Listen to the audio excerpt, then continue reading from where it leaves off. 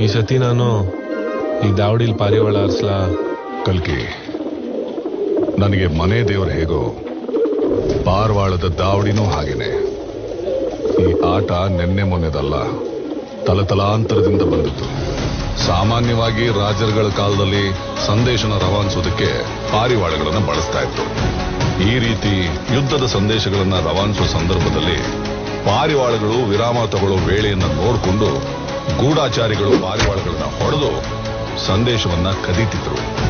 ಇದು ಬೇರೆ ರಾಜ್ಯದ ರಾಜರುಗಳಿಗೆ ತಲೆನೋವಾಗಿ ಪರಿಣಮಿಸಿತು.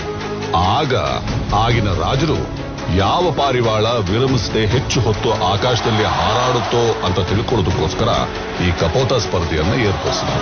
ಅಲ್ಲಿ ಶೋಕ್ದಾರ್ ಹುಟ್ಕೊಂಡ. ಮುಂದೆ ಇದೇ ಆಟ ಹಲವು ರಾಜಮನೆತನಗಳಿಗೆ ಪ್ರತಿಷ್ಠೆಯ ಕಣವಾಯಿತು.